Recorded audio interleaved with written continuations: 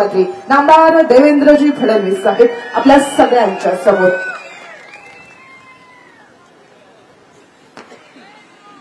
भारत माता की भारत माता की जय. छत्रपती शिवाजी महाराज की जय. धर्मवीर छत्रपती संभाजी महाराज की जय. येकोट येकोट जय मल्हार. येकोट येकोट. जय मल्हार. जय श्रीराम. जय श्रीराम. जय श्रीराम. जय श्रीराम. मंचावर उपस्थित असलेले आपल्या सर्वांचे लाडके आणि या माढा लोकसभेचे खासदार आणि उमेदवार रणजित सिंह नाईक निंबाळकरजी, ज्यांना पाहिल्यानंतर मला म्हणावंसं वाटतं, काय गर्दी, काय उत्साह, काय जिंकण्याची तयारी, सगळं ओके मध्ये आहे. नुसतं ओके नाही, एकदम जंक्शन आहे. असे खऱ्या अर्थानं या तालुक्याचं भाग्य बदलणारे आणि महाराष्ट्रामध्ये कुठेही गेलं तरी सांगोल्याचे शहाजी बापूंना सगळे ओळखतात असे स्टार आमदार शहाजी बापू पाटीलजी, आमचे परमस्नेही दीपक आबा साळुंकेजी, आमचा घाण्या वाघ गोपीचंद पडळकरजी,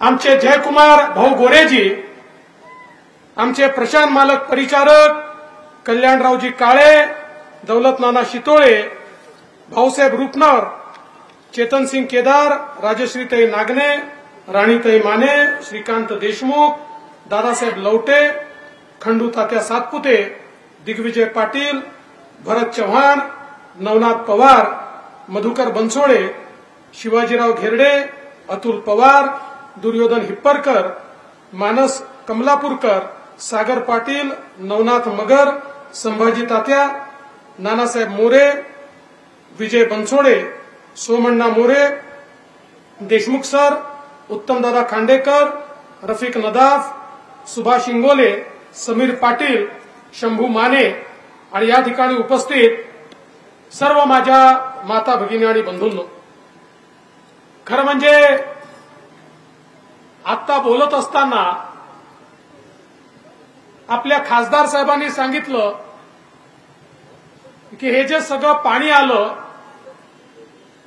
त्या पाण्याचा भगीरथ देवेंद्र फडणवीस आहे. पण मी तुम्हाला प्रामाणिकपणे सांगतो, हे जे काही पाणी आलं त्याचे खरे भगीरथ कोणी असतील तर रणजित दादा आणि शहाजी बापू आहेत.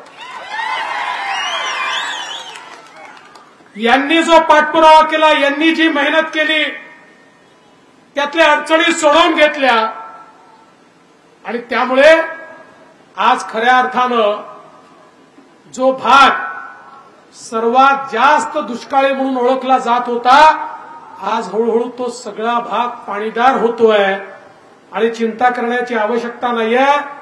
बापू म्हणाले मंजुऱ्या सगळ्या झाल्या आहेत पण पैसाही आला पाहिजे. अरे बापू, आम्ही आहोत म्हणजे महाराष्ट्राच्या तिजोरीची चावी तुमच्या हाती आहे. आणि शहाजी बापूंनी सांगितलं आणि आम्ही केलं नाही असं होऊ शकतं का? त्यामुळे चिंता करू नका. बापू जेवढ्या योजना सुरू केल्या आहेत तेवढ्या जोपर्यंत संपत नाही पैशाचा ओघ कमी होऊ देणार नाही. आता बघा, नुसतं पिण्याचं पाणी किंवा शेतीचं पाणी किंवा रस्ते नाही, जळिताचे पैसे देखील या तालुक्यामध्ये 157 कोटी रुपयाची मदत आली आणि जवळपास या ठिकाणी 74,000 खात्यांमध्ये पैसे गेले. 13,000 बाकी आहेत, ते पण आपण सोडणार नाही बापू. तेही आपल्या खात्यात आता आचारसंहिता असल्यामुळे अडकलाय, पण त्या ठिकाणी तेही जे काही पैसे आहेत ते पैसे देण्याचं काम हे आपल्या सरकारच्या माध्यमातून या ठिकाणी निश्चितपणे केलं जाईल. मला या गोष्टीचा आनंद आहे. रणजित सिंह नाईक निंबाळकर यांच्यासारखा खासदार ज्यांनी मूलभूत गोष्टींकडे लक्ष घातलं. या ठिकाणी यापूर्वी देखील या गोष्टींकडे लक्ष घालायला हवं होतं. मी देखील असं समजायचो की या सगळ्या भागामधला जो दुष्काळ आहे, या दुष्काळावर काही उपाय नाही आहे, निसर्गाचा कोप आहे. पण मुख्यमंत्री झाल्यानंतर ज्यावेळी या सगळ्या भागाचा अभ्यास करायला लागलो, त्यावेळी माझ्या लक्षात आलं नाही, हे खरं नाही आहे. काही लोकांनी आपल्या स्वार्थाकरता इथलं पाणी अडवलेलं आहे. काही नेत्यांनी ते अडवलेलं आहे. मोठा संघर्ष होता. आबासाहेब संघर्ष करायचे, बापू संघर्ष करायचे, सातत्याने तालुक्यात संघर्ष व्हायचा. पण जे मोठे नेते होते ते मात्र अशा लोकांना या ठिकाणी आणायचे की ज्यांनी सगळं केलं पाहिजे पण पाणी नाही मागितलं पाहिजे. ते पाणी कसं अडवायचं हे तिकडे त्यांच्याकडे, याचं सगळं प्लॅनिंग व्हायचं. त्यांच्या दुर्दैवाने मागच्या वेळी रणजित सिंग नाईक निंबाळकर या ठिकाणी आले आणि त्यांच्याही लक्षात आलं की म्हाडा म्हणजे केवळ सांगोल्याचं बोलत नाही, या म्हाडा मतदारसंघामध्ये पाणी येऊ शकतं. आणि मग आम्ही ते वर्किंग सुरू केलं होतं. त्यांनी अभ्यास केला, त्याला गती दिली आणि बापू आले आणि मला असं वाटतं की हे सगळं चित्र बदललं.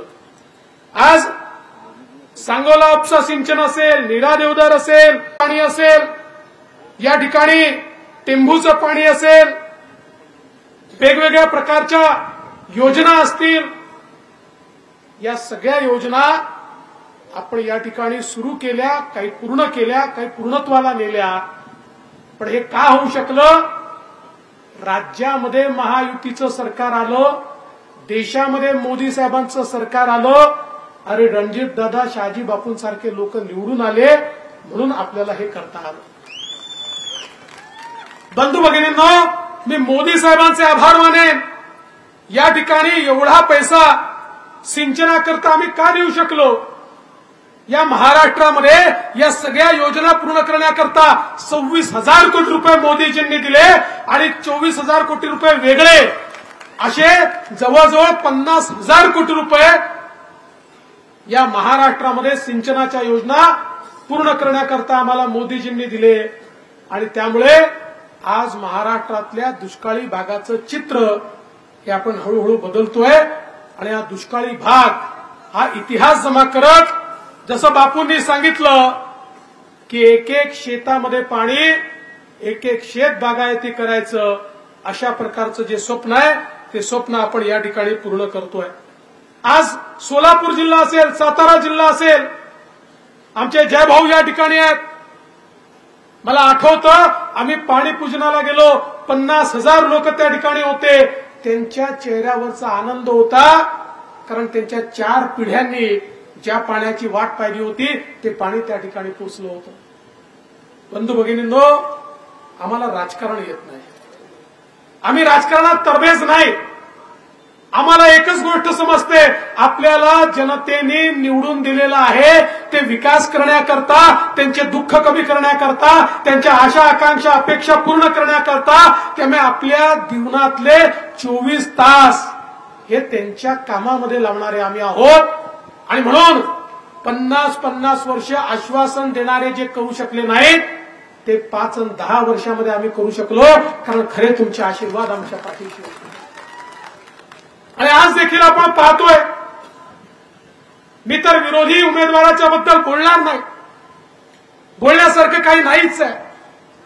तुम्हाला देखील सगळ्यांना माहिती आहे, त्यांच्याबद्दल बोलून मी माझ्या तोंडाच्या वाफा या ठिकाणी गमवण्याचा विषय नाहीये. पण विचार केला पाहिजे, इतके वर्ष अशा प्रकारचं राज्य चालवून देखील तुम्ही आज लोकांपुढे जाऊन नेमकं काय सांगणार आहे? आज हे 20-25 मिनिटं रणजितसिंग नाईक निंबाळकर भाषण करतायत, 25 मिनिटं बापू भाषण करतायत, 50 गोष्टी सांगतात, हे केलं, हे केलं, हे केलं, आणि तुम्हाला माहिती आहे केलं. मी विरोधी उमेदवाराला विचारतो, अरे एक गोष्ट तर सांग, एक गोष्ट तर सांग, या सांगोल्याकरता केलेली एक गोष्ट तर सांग. नाही सांगू शकत, कारण वसाहतीसारखा वापर झालाय, त्याच्या पलीकडे काही नाही. मतांपुरतं वापर झालाय, त्याच्या पलीकडे काही नाही. बंधू भगिनींनो, ही साधी निवडणूक नाही आहे, देशाच्या लोकसभेची निवडणूक आहे. या ठिकाणी निंबाळकर मोहितेची निवडणूक नाही आहे. या देशाचा नेता निवडायचा आहे. पुढचे 5 वर्ष आपला भारत देश कोणाच्या हातामध्ये असेल याचा निर्णय करण्याची निवडणूक आहे. या देशामध्ये 2च पर्याय आहेत. एक पर्याय आहे विश्वगौरव विकास पुरुष नरेंद्र मोदीजी आणि मोदीजींच्या नेतृत्वामधली महायुती, ज्याच्यामध्ये शिंदे साहेबांची शिवसेना आहे, ज्याच्यामध्ये अजितदादांची राष्ट्रवादी काँग्रेस आहे, ज्याच्यामध्ये रिपाई आहे, ज्याच्यात मनसे आहे, ज्याच्यात पीडीप आहे, ज्याच्यात आमची जे मल्हार संघटना आहे, ज्याच्यामध्ये आमची महादेवराव जानकरांची रासपा आहे, ज्या ठिकाणी आमची रयत क्रांती आहे. अशा वेगवेगळ्या पक्षांना एकत्रित करून त्यांची मोठ बांधून एक महायुती आपण तयार केली आहे. आणि दुसरीकडे दुसरा पर्याय आहे राहुल गांधींचा. त्यांच्या नेतृत्वामध्ये 26 पक्ष एकत्रित येऊन खिचडी तयार झाली आहे. 2च पर्याय. आपला पर्याय कसा आहे? आपल्या गाडीचं इंजिन मोदीजी आहेत, विकासाची गाडी आहे, मजबूत इंजिन आहे, ठाण्या वाघ त्या ठिकाणी इंजिनच्या रूपानं आहे आणि त्याला वेगवेगळ्या पक्षांचे बोग्या लागलेल्या आहेत. आणि या बोगीमध्ये या ठिकाणी दीन दलित गोर गरीब आदिवासी शेतकरी शेतमजूर महिला अल्पसंख्याक ओबीसी 12 बलुतेदार मराठा समाज धनगर समाज सगळ्या समाजांकरता आपल्या गाडीमध्ये जागा आहे. ही विकासाची गाडी आहे. सबका साथ सबका विकास म्हणत ही गाडी पुढे जाते. दुसरीकडे राहुल गांधींची गाडी कशी आहे? त्याला बोगीच नाही आहे, इंजिनच आहे. बरं, प्रत्येक जण म्हणतो इंजिन मीच आहे. राहुल गांधी म्हणतो मी इंजिन आहे, पवार साहेब म्हणतात मी इंजिन आहे, उद्धव ठाकरे म्हणतात मी इंजिन आहे, मुलायम सिंगाचा पोरगा म्हणतो मी इंजिन आहे, लालू प्रसादचा पोरगा म्हणतो मी इंजिन आहे, स्टॅलिन म्हणतो मी इंजिन आहे, ममता बॅनर्जी म्हणते मी इंजिन आहे. त्या ठिकाणी डब्बा नाहीच आहे. बंधू भगिनींनो, डब्यात बसायला जागा असते, इंजिन मध्ये बसायला केवळ ड्रायव्हर करता जागा असते, सामान्य माणसाकरता इंजिन मध्ये जागा नसते. आणि त्यांचे इंजिन कसं आहे? राहुल गांधींच्या इंजिन मध्ये फक्त जागा आहे सोनियाजी आणि प्रियंकाजीला. शरद पवार साहेबांच्या इंजिन मध्ये फक्त सुप्रियाताईंकरता जागा आहे. उद्धव ठाकरेंच्या इंजिन मध्ये फक्त आदित्य ठाकरेंकरता जागा आहे. तुमच्याकरता त्यांच्या इंजिन मध्ये जागा नाही आहे. बरं, त्यांची इंजिनही कशी आहेत?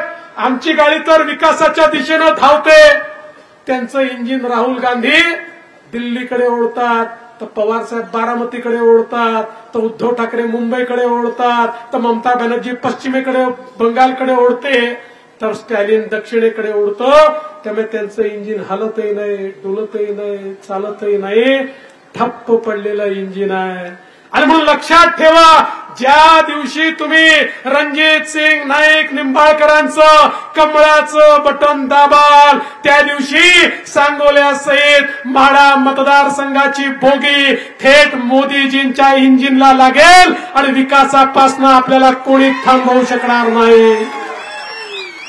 बंधू भगिनींनो, 10 वर्षामध्ये मोदीजींनी 20 कोटी लोकांना कच्च्या घरातनं पक्क्या घरात आणलं.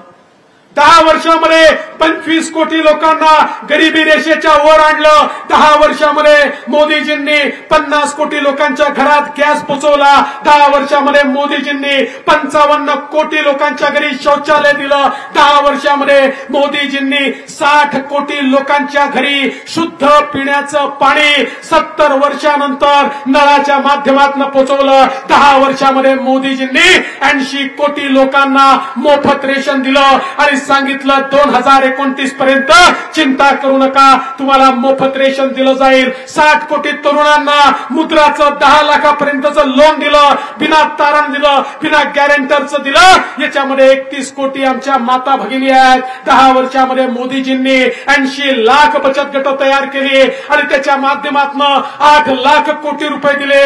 10 कोटी महिलांना बचत गटाच्या माध्यमातून रोजगार दिला. आणि आता मोदीजींनी सांगितलंय लवकरच या 10 कोटी महिलांपैकी 3 कोटी महिला लखपती दीदी होतील आणि पुढच्या काळामध्ये या सगळ्या 10 कोटी महिलांना लखपती बनवण्याचं काम हे मोदीजी या ठिकाणी करणार आहेत.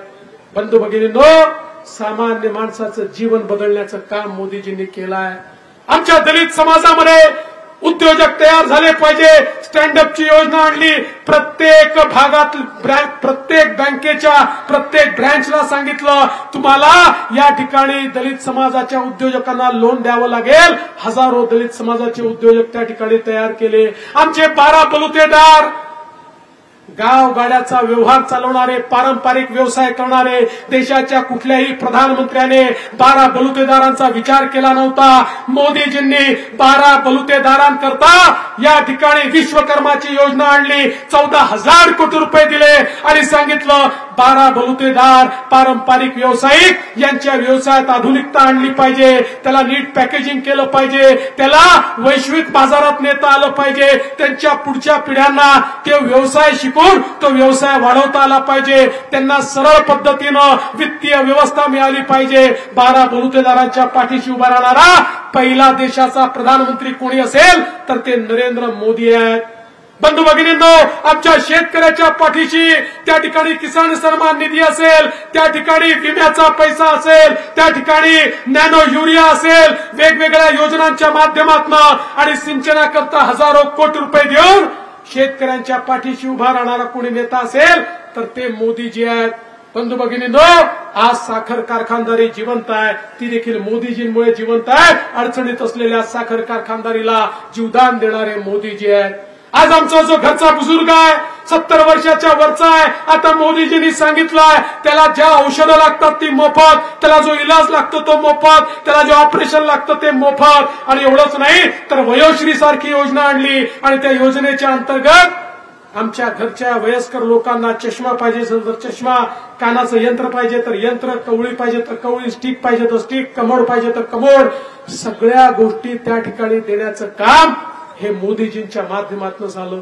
आज आपण पाहू शकतो एवढ्या मोठ्या प्रमाणात रस्त्यांची कामं, पिण्याच्या पाण्याच्या योजना, पाटबंधाऱ्याची कामं, पुलांची कामं. अरे सोलापूर जिल्हा बघा, अख्खा जिल्हा बदललेला आहे. या जिल्ह्यामध्ये जेवढे हायवे आपल्याला पाहायला मिळतात ते यापूर्वी आम्ही कधी पाहिले नव्हते. आमच्या पंढरपूरला इतके वर्ष पालख्या जातात, पालखी मार्गाचा विचार कोणी केला नव्हता. पहिल्यांदा तो विचार नरेंद्र मोदीजी आणि आमच्या नितीन गडकरींनी केला आणि त्या ठिकाणी पालखी मार्ग देखील तयार होतोय.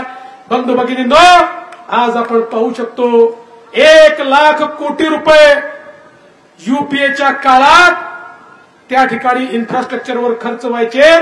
आज वर्षाला 13 लाख कोटी रुपये मोदीजी या ठिकाणी रस्त्यांवर आणि सगळ्या इन्फ्रास्ट्रक्चरवर खर्च करतात.